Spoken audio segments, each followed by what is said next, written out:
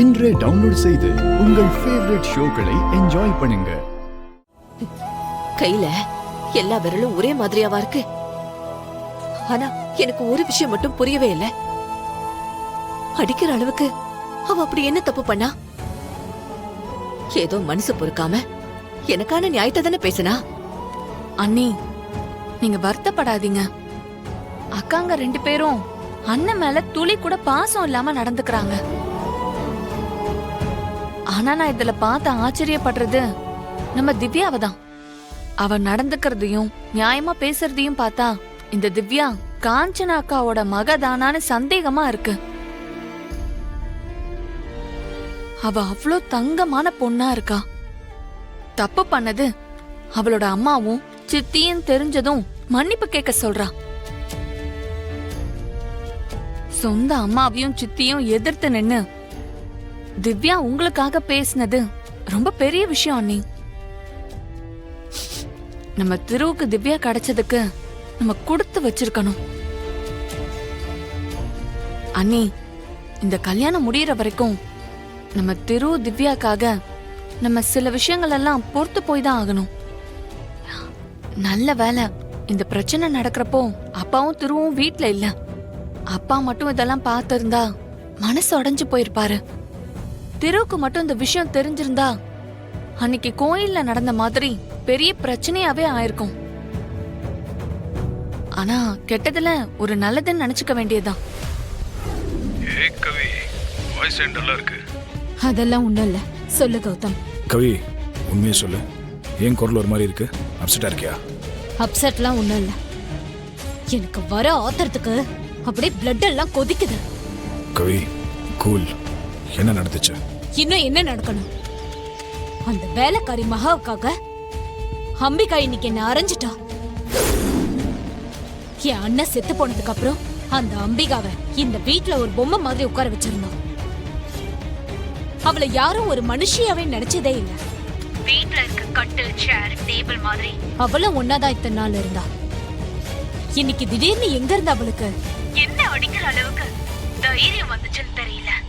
என் சொந்த வீட்டு ஆளுங்க முன்னாடியே என்ன கோணி குறுக்கி நிக்க வச்சுட்டா. என்ன நடந்துச்சு?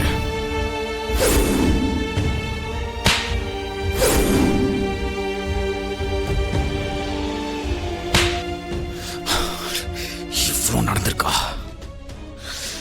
சரி, இன்னும் அவளை அடிச்சு துரத்தாம ஏன் வீட்லயே வச்சிருக்க? எங்க நானும் இவ போயிடுவான்னு பார்த்தா போற மாதிரியே தெரியல. அவளுக்கு பெருசா ஏதாவது ஒண்ணு பண்ணிதான் இங்க இருந்து அனுப்பணும். நீ சொல்றது பார்த்தா அவ சாதாரணமான ஆளா இருக்கிற மாதிரி தோணல. எதுக்கும் அவ போட்டோ எனக்கு அனுப்பிவே. சரி, அனுப்புறேன். I'll take care. அவளை பத்தி நினைச்சதும் வரி பண்ணாத, பாத்துக்கலாம். முதல்ல நடந்த விஷயத்தை விட்டு வெளில. நான் உனக்கு ஒரு முக்கியமான விஷயத்த சொல்றேன். என்ன விஷயம் கௌதம்? நான் திருவோட என்கேஜ்மெண்ட்ல வச்சு அவனோட ஹார்ட் பீட்டை நிறுத்த பிளான் பண்ணிருக்கேன்.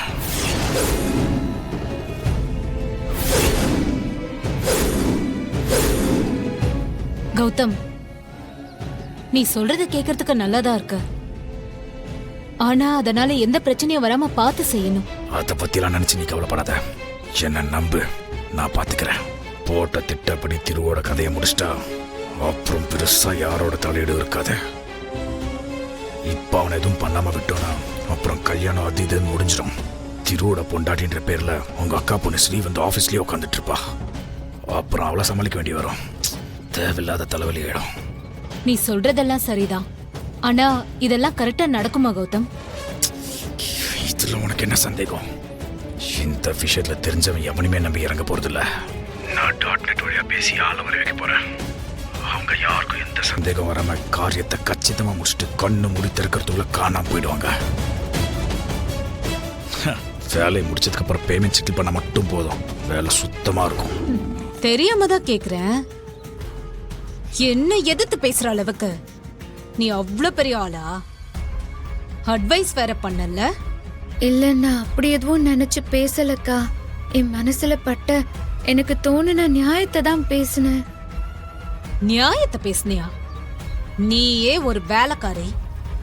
உனக்கு எதுக்கடி நியாயம் நேர்மல்லாம்? உனக்கெல்லாம் எங்க முன்னாடி நின்னு பேசுற தகுதி கூட கிடையாது. இந்த வீட்டு எச்சி சோறு திங்கிற நீ எல்லாம் தைரியமா வந்து நியாயம் பேசுற? நான் உன்னை அப்படியே விட்டுருவேன் மட்டும் நினைக்காத.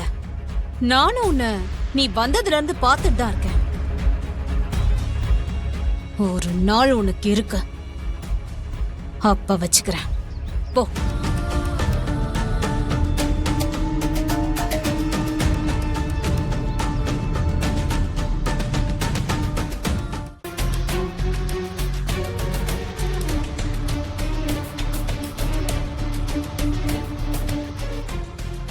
விதி வலியது. திரு பாவம் எங்க அண்ணன் போட்ட சட்டையை போட்டுக்கிட்டு எங்க அண்ணன் போன இடத்துக்கே போக போறான். என் அம்பிகா, என் மேல கைய வச்சு நீ பெரிய தப்பு பண்ணிட்ட. அதுக்காக தான் இந்த நிச்சயதார்த்தத்துல நீ நினைச்சே பார்க்காத ஒரு பெரிய கிஃப்டா உனக்கு நான் கொடுக்க போறேன். இந்த கவிதா சும்மாவே ஆடுவா. என் கால்ல சலங்கைய வேற கட்டி விட்டுட்ட.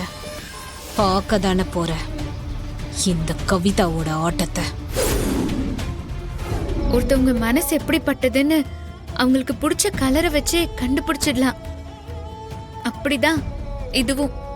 உனக்கு கலர் ரீடிங்லாம் தெரியும்னு எனக்கு இப்பதான் தெரியும். அப்படியெல்லாம் இல்லக்கா,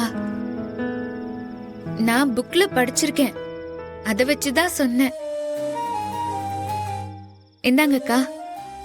ம். நீ சொல்றது சரிதான் மகா. என் கையில இருக்க இந்த டைமண்ட் மாதிரியே என் திருவோட காதலும் ரொம்ப அழகானது.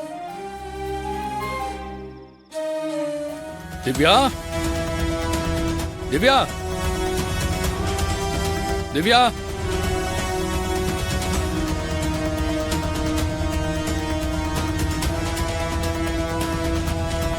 எங்க போனா இவ?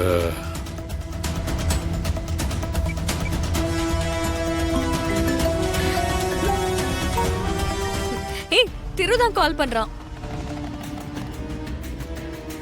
திவ்யா, எங்கெல்லாம் தேடுறது? எங்க இருக்க? ஓ, அப்போ சார் என்ன தேடிட்டு இருக்கீங்க? ஆமா, எங்க இருக்க? நான் மொட்டை மாடியில. ஆ, அக்கா நான் போறேன், நீங்க பேசிட்டு வாங்க. ஏய் இரு, போகாத. ம். என்ன சார், தூக்கம் வரலையா? ஆமா, நீ அங்கே இரு, நான் வரேன்.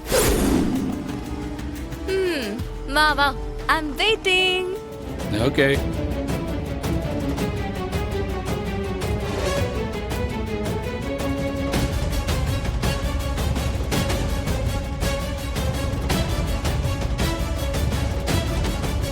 மகா, நீ என் கூட தான் இருக்கங்கிற விஷயத்த நான் திரு கிட்ட சொல்லல. தலைவன் நான் இங்கதான் தனியா இருக்கேன்னு சொல்லி செம்ம ரொமான்ஸ் மோட்ல ஆசையா வர போறாரு.